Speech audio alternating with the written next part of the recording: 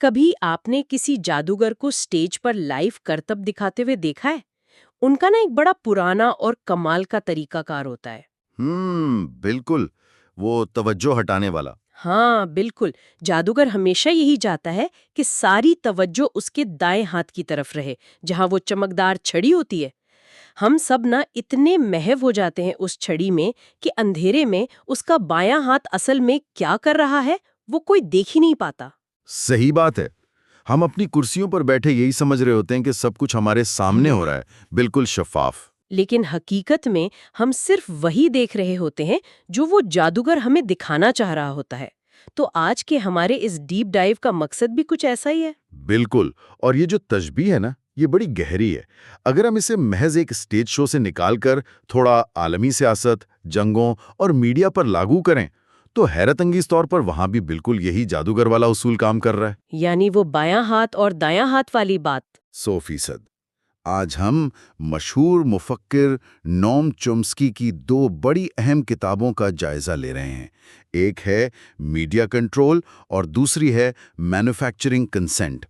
ہمارا مقصد اس بات کا پوسٹ مارٹم کرنا ہے کہ پروپیگنڈا دراصل کام کیسے کرتا ہے۔ مطلب یہ کوئی منتر نہیں ہے نا، بلکہ ذہنوں کو کنٹرول کرنے کی ایک باقاعدہ انجینئرنگ ہے۔ بالکل، ایک سائنسی طریقہ ہے۔ اچھا، یہاں ایک اہم بات واضح کرنا بہت ضروری ہے تاکہ بعد میں کوئی غلط فہمی نہ ہو۔ آج کے اس جائزے میں ہم جن سیاسی نظریات یا تاریخ کی بات کریں گے وہ خالصتاً نوم چومسکی کے تجزیے کی روشنی میں ہے۔ یہ کلیریفیکیشن بہت ضروری تھی۔ جی بالکل، ہم یہاں کسی دائیں یا بائیں بازو کی سیاست کا جھنڈا لے کر نہیں بیٹھے، نہ ہی ہم کسی نظریے کو پروموٹ کر رہے ہیں۔ ہمارا واحد مقصد اس مشینری کو سمجھنا ہے کہ ایک نام نہاد آزاد معاشرے میں معلومات کیسے کنٹرول ہوتی ہیں۔ تو چلیں اسی جادوگر کی مثال سے بات شروع کرتے ہیں۔ جادوگر کا کرتب تبھی کامیاب ہوتا ہے نا جب تماشائی خاموشی سے اپنی جگہ بیٹھے رہیں۔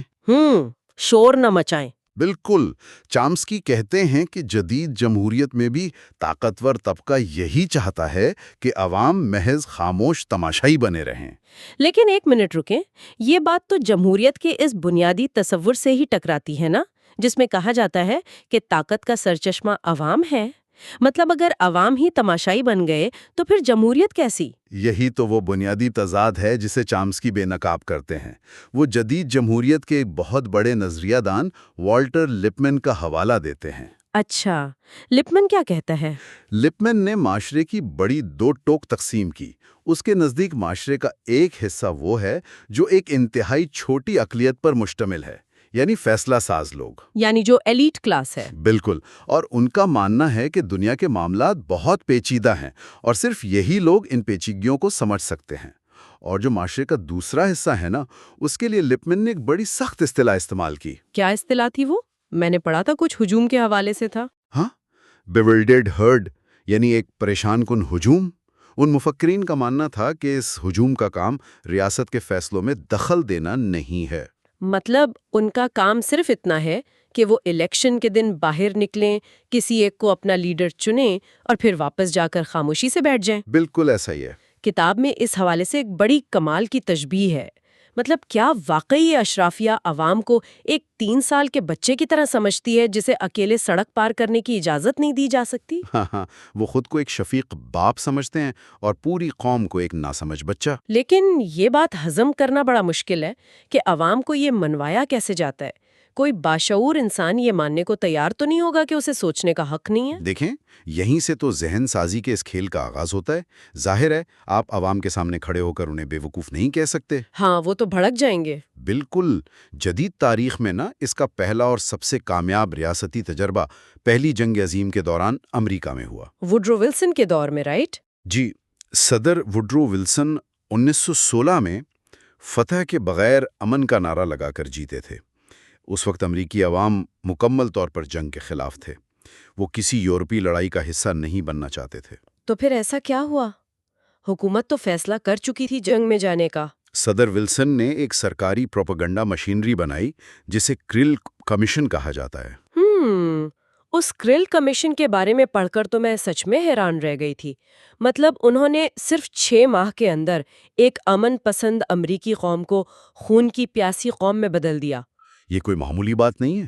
بالکل نہیں ہے۔ 6 ماہ کا عرصہ تو کسی قوم کی نفسیات بدلنے کے لیے کچھ بھی نہیں ہوتا۔ یہ سسٹم کام کیسے کرتا ہے؟ راتوں رات دماغ کیسے ہیک کر لیے گئے؟ دیکھیں، اس میں برطانوی پروپیگنڈا منسٹری کا تجربہ بڑا کام آیا۔ انہوں نے منطق کو چھوڑ کر سیدھا انسانی جذبات پر حملہ کیا۔ اچھا، یعنی لاجک غائب کر دی۔ بالکل، اخباروں اور پیمفلٹس کے ذریعے انتہائی خوفناک قسم کی من گھڑت کہانیاں پھیلائی گئیں۔ مثال کے طور پر یہ مشہور کیا گیا کہ جرمن فوجی بیلجیم میں چھوٹے بچوں کے ہاتھ کاٹ رہے ہیں۔ او مائی گاڈ! اب ذرا اس کی نفسیات کو سمجھیں۔ جب انسان ایسی خوفناک کہانیاں سنتا ہے تو دماغ کا منطقی حصہ مفلوج ہو جاتا ہے، خوف اور غصہ حاوی ہو جاتا ہے، اور جذبات کی آندھی میں حقائق اڑ جاتے ہیں۔ اور اس پوری مہم کا سب سے افسوسناک پہلو یہ تھا کہ پڑھے لکھے لوگ اس کا حصہ بنے، وہ جان ڈیوی سرکل والے۔ ہاں، جان ڈیوی سرکل، یہ وہ دانشور تھے جو خود کو معاشرے کا ذہین ترین حصہ سمجھتے تھے۔ مجھے یہ بات واقعی چونکا دیتی ہے کہ باشعور لوگ جان بوجھ کر ایک جھوٹ کا حصہ بن گئے، اور وہ شاید اس لیے بنے کیونکہ ان کے اندر بھی وہی تکبر تھا کہ عوام بے وقوف ہے اور اسے ڈرا دھمکا کر راستے پر لانا ان کی ذمہ داری ہے۔ بالکل، ہراول دستے والا مائنڈ سیٹ۔ ہاں، اور اگر ذرا گہرائی لے آئیں تو مارکسزم، لیننزم اور یہ لبرل جمہوریت، بظاہر یہ نظریات ایک دوسرے کی ضد لگتے ہیں نا، لیکن عوام کو بے وقوف سمجھنے کی بنیاد بالکل ایک جیسی ہے۔ دونوں ہی عوام کو بچہ سمجھتے ہیں جسے انگلی پکڑ کر چلانا ضروری ہے۔ اب اسے اس زاویے سے دیکھیں، جب معاشرے میں آزادی بڑھ جائے اور آپ عوام کے سر پر ڈنڈا لے کر نہ کھڑے ہو سکیں، یعنی جب طاقت کا ننگا استعمال مشکل ہو جائے، تو پھر کنٹرول کیسے برقرار رکھا جائے؟ یہ وہ سوال تھا جس نے پبلک ریلیشنز یعنی PR انڈسٹری کو جنم دیا۔ ایک سیکنڈ، PR یعنی پبلک ریلیشنز، یہ تو وہ اشتہارات والی انڈسٹری ہے نا جو برانڈز بناتی ہے۔ ہاں، وہی انڈسٹری۔ اس کا بنیادی مقصد ہی یہ تھا کہ طاقت کے بغیر نفیس انداز میں ذہنوں کو قابو کیا جائے۔ اچھا، ذرا اسے کھولتے ہیں۔ اس کی کتاب میں کوئی مثال ہے؟ جی بالکل۔ 1930 کی دہائی میں امریکہ میں مزدوروں نے ہڑتالیں شروع کی۔ سرمایہ دار طبقے نے ان کو کچلنے کے لیے موہاک ویلی فارمولا بنایا۔ ہڑتال کچلنے کے لیے PR؟ یہ بات کچھ ہضم نہیں ہو رہی۔ کیا انہوں نے اشتہار چلا کر ہڑتال روک دی؟ نہیں، اشتہار نہیں چلایا، انہوں نے بیانیہ بدلا۔ انہوں نے پولیس کی گولیاں استعمال کرنے کے بجائے الفاظ کو بطور ہتھیار استعمال کیا۔ تو انہوں نے کیا کیا موہاک ویلی فارمولے میں؟ انہوں نے کمیونٹی لیڈروں اور اخبارات کا سہارا لیا۔ مزدوروں کے مطالبات پر بات کرنے کے بجائے انہیں معاشرے اور امریکی اقدار کا دشمن بنا کر پیش کیا۔ یعنی ہڑتال کو حقوق کی جنگ کے بجائے امن و امان کا مسئلہ بنا دیا۔ بالکل، اور اس کے لیے انہوں نے ایک نیا ہتھیار ایجاد کیا جسے ہم کھوکھلے نعروں کی طاقت کہہ سکتے ہیں۔ انہوں نے امریکنزم جیسے نعرے متعارف کروائے۔ ہاں، یہ کھوکھلے نعرے واقعی ایک عجیب نفسیاتی کھیل ہے۔ جیسے خلیجی جنگ کے دوران ایک نعرہ بہت مشہور ہوا تھا کہ ہماری فوج کی حمایت کریں۔ Support your troops. بالکل، اس کی وضاحت کے لیے کتاب میں جو مثال دی گئی ہے وہ اتنی زبردست ہے کہ بات شیشے کی طرح صاف ہو جاتی ہے۔ چومسکی کہتے ہیں کہ یہ نعرے بالکل ایسے ہیں جیسے کوئی آپ سے پوچھے کہ کیا آپ آئیووا کے لوگوں کی حمایت کرتے ہیں؟ اب یہ ایک بے معنی سوال ہے۔ بالکل بے معنی ہے، اس کا کوئی سر پیر ہی نہیں ہے، کوئی اس پر کیا بحث کرے گا؟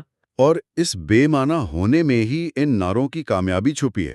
ان کا مقصد عوام کی توجہ اصل سوال سے ہٹانا ہوتا ہے کہ کیا آپ حکومت کی موجودہ پالیسی کی حمایت کرتے ہیں؟ کیونکہ پالیسی پر تو بحث ہو سکتی ہے نا؟ ہاں، پالیسی کے فائدے نقصان گنوائے جا سکتے ہیں، لیکن حب الوطنی پر کوئی بحث نہیں کر سکتا۔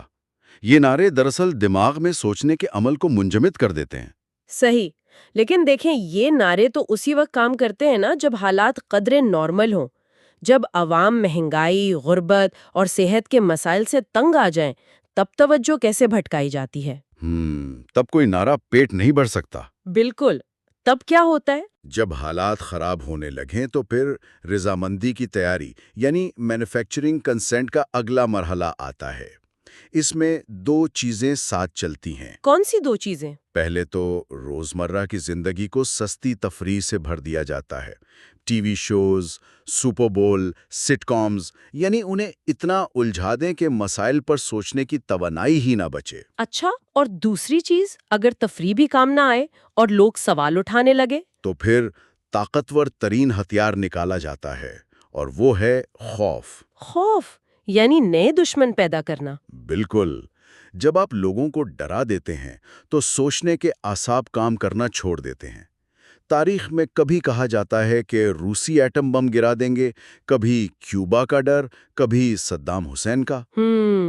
جب انسان کو لگے کہ جان خطرے میں ہے تو وہ بھوک اور غربت بھول کر لیڈروں کے پیچھے چھپ جاتا ہے۔ خوف انسان کو غیر محفوظ بناتا ہے نا؟ اور غیر محفوظ انسان ہمیشہ ایک طاقتور سرپرست کی تلاش میں ہوتا ہے، بھلے وہ ظالم ہی کیوں نہ ہو۔ بالکل ایسا ہی ہے، اور اس کے ساتھ ایک اور خطرناک چیز بھی تو ہے، تاریخ کو مسخ کرنا۔ ہاں، تاریخ دوبارہ لکھنا۔ تاکہ ہر اقدام کو جائز قرار دیا جا سکے۔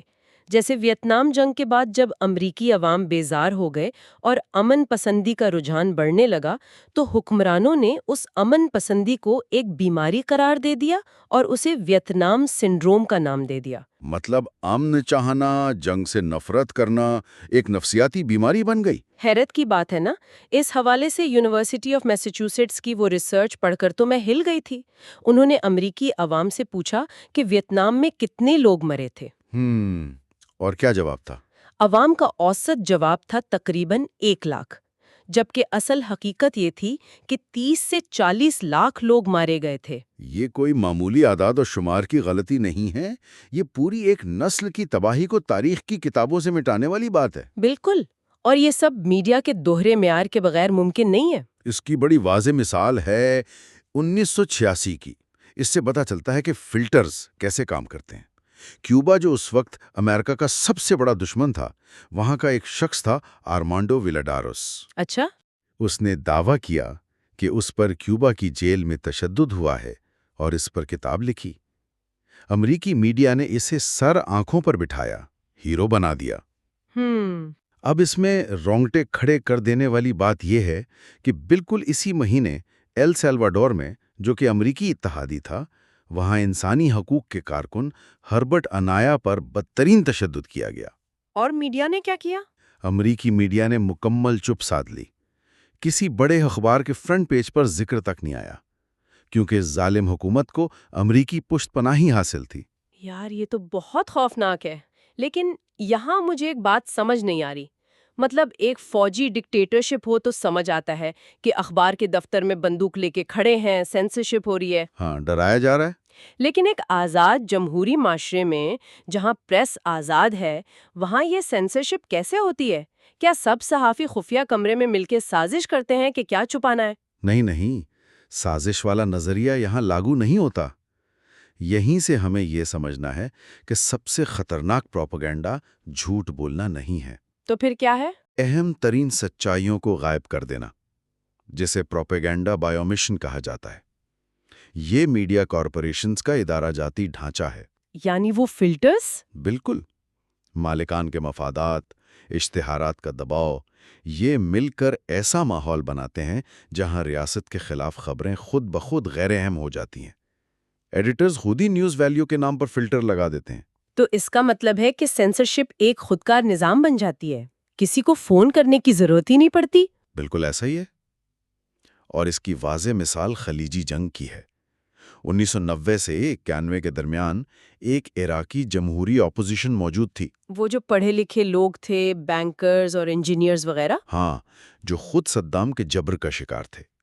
وہ عراق پر غیر ملکی بمباری کے سخت خلاف تھے اور پرامن حل چاہتے تھے، لیکن مین سٹریم میڈیا نے انہیں بلیک آؤٹ کر دیا۔ مکمل غائب کر دیا؟ ہاں، ٹی وی اور اخباروں سے ایسے غائب کیا جیسے ان کا وجود ہی نہ ہو۔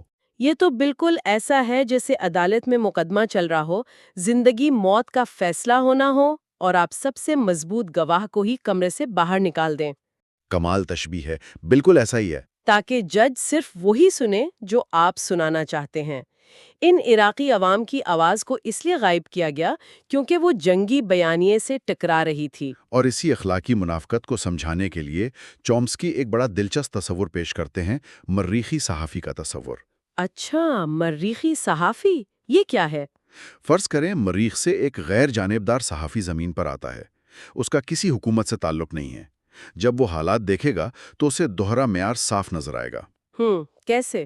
وہ دیکھے گا کہ جب امریکہ پاناما میں جاریت کرتا ہے تو کوئی عالمی اخلاقی اصول لاگو نہیں ہوتا، اسے جمہوریت کی بحالی کہا جاتا ہے۔ صحیح۔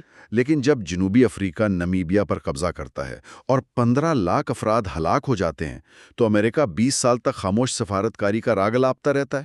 مطلب اس مریخی صحافی کو صاف نظر آئے گا کہ زمین پر انصاف کے دو ترازو ہیں، اور اگر وہ دہشت گردی کے لفظ کا استعمال دیکھے تو اسے اور حیرت ہوگی، بالکل۔ کیونکہ وہ دیکھے گا کہ 2001 کے بعد جو دہشت گردی کی جنگ کا بیانیہ بنا وہ کوئی نئی چیز نہیں تھی، وہ تو 1980 کی دہائی کے ریگن دور کی کاپی تھی۔ وہی چہرے، وہی اصطلاحات۔ ہاں، حالانکہ امریکی حکومت کی اپنی کتابوں میں دہشت گردی کی بڑی واضح تعریف موجود ہے کہ سیاسی مقاصد کے لیے خوف پیدا کرنا یا تشدد کا استعمال کرنا دہشت گردی ہے۔ لیکن دلچسپ بات یہ ہے کہ میڈیا یہ سرکاری تعریف کبھی استعمال نہیں کرتا۔ اور مریخی صحافی حیران ہوگا کہ کیوں؟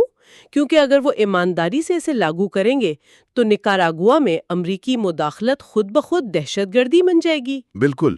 اور 1985 میں بیروت کی ایک مسجد کے باہر عین نماز کے وقت ایک ہولناک کار بم دھماکہ ہوا تھا، درجنوں بے گناہ مارے گئے، اس میں CIA کا تعاون شامل تھا۔ تو اس واقعے کو مغربی میڈیا نے دہشت گردی کیوں نہیں کہا؟ اسے سیکیورٹی آپریشن کا نام دے کر دبا دیا گیا۔ ریاستوں نے دہشت گردی کی آسان تعریف گھڑ لی ہے کہ جو تشدد دوسرے کریں وہ دہشت گردی ہے اور جو ہم کریں وہ دفاع ہے۔ تو اس ساری گہری بحث کا لب لباب کیا نکلتا ہے؟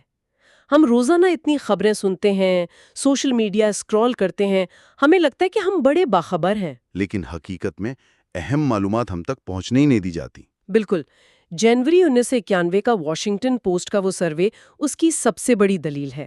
اس وقت 2/3 امریکی عوام خلیجی جنگ کا سفارتی حل چاہتے تھے، اور عراق نے خود بھی یہی پیشکش کی تھی۔ ہاں، لیکن میڈیا نے اسے مکمل طور پر چھپایا۔ اب سوال یہ ہے کہ کیوں؟ تاکہ وہ جو 2/3 عوام تھے جو امن چاہتے تھے وہ خود کو تنہا محسوس کریں۔ بالکل، انہیں لگے کہ وہ اکیلے ہیں، ان کی آواز کی کوئی اہمیت نہیں، اور وہ احساس کمتری کا شکار ہو کر خاموش ہو جائیں۔ پروپیگنڈا کی کامیابی ہی تنہا کر دینے میں ہے۔ یہ تبھی کامیاب ہوتا ہے جب ہم اکیلے ہوتے ہیں۔ ساس تک نہیں ہوتا، ہم اسی جادوگر کے سحر میں کھوئے رہتے ہیں۔ دائیں ہاتھ والی چھڑی کو ہی پوری حقیقت سمجھتے رہتے ہیں۔ خیر، اس سب کے بعد ایک بڑا پریشان کن سوال ذہن میں آتا ہے۔ وہ کیا؟ آج سے 30-40 سال پہلے تو ٹیکنالوجی اتنی عام نہیں تھی، میڈیا بآسانی ایک پوری قوم کی آواز دبا سکتا تھا۔ لیکن سوچنے کی بات یہ ہے کہ آج کے اس جدید ڈیجیٹل دور میں جب ہر شخص کے ہاتھ میں اسمارٹ فون ہے، اسکرینیں ہیں، ایک کلک پر معلومات موجود ہیں، تو ہم سمجھتے ہیں کہ ہم پوری دنیا سے جڑے ہوئے ہیں۔ بالکل، ہر چیز فنگر ٹپس پر ہے۔ تو وہ کون سی ایسی غائب آوازیں، ایسے سچ ہیں جو اس مریخی صحافی کو تو آج بھی بڑی صفائی سے نظر آ رہے ہوں گے، لیکن ہمارے جدید ذرائع ابلاغ نے اور ان الگوریدمز نے انہیں ہم سے مکمل طور پر چھپا رکھا ہے؟ یہ ایک بہت گہری بات ہے۔ یہ وہ سوال ہے جو ہمیں سوچنے